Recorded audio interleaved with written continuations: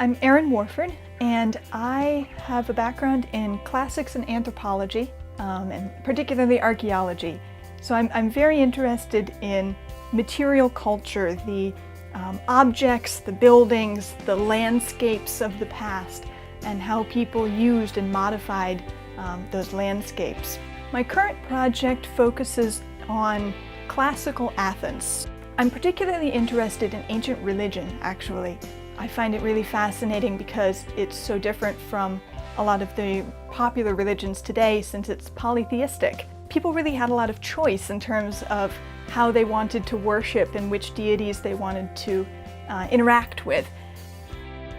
One of the things that's very interesting about ancient Athens is that the Athenian state decided to put its resources into building temples rather than, say, political buildings. And rather than building those temples in the city center where you might expect, they built them on the edges of their territory, on the borders.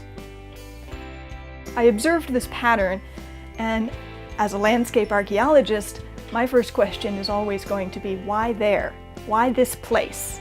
I wanted to investigate that question. Why were these temples built in these places at this time? What was the Athenian state trying to accomplish here? I have access to archaeological evidence and to literary evidence. Athens is particularly rich with a lot of preserved literary evidence that speaks about people's religious beliefs and experiences. I also have the geographic evidence. I work with a program called ArcGIS, and this allows me to bring a whole lot of different types of data into one place and use all of that together in analyses. So I can bring in archaeological evidence in the forms of points or lines representing roads or walls or something like that. And then I can also bring in what's called raster data. It's a continuous surface, and each cell in that surface has a value. So for example, elevation is going to be a continuous surface. Every spot on that surface has an elevation value. And so I can bring elevation data in, I can bring my archaeological evidence in, so then I can use all of that information in my analyses. One of the ways that I approached this question was to look at the actual locations where these temples were built. One thing that I was thinking about was what it was like to be there. What is the experience of being in this spot? Is there something special about this place, particularly visually? And this is something I can analyze using ArcGIS. So once I've got a layer with some elevation data, then it's possible for me to tell the program to run an analysis, and the program can sort of estimate what is visible from a particular point. One thing I discovered was that these temples were all visible from the sea. So they weren't necessarily visible if you were approaching them by land. Some of them were, some of them are harder to see, but they're all very visible from the water. And Athens is located on a peninsula, so it's surrounded on three sides by water. We can imagine that there was a lot of ship traffic going around the peninsula of Attica, and that perhaps these temples were being constructed as a way to show off.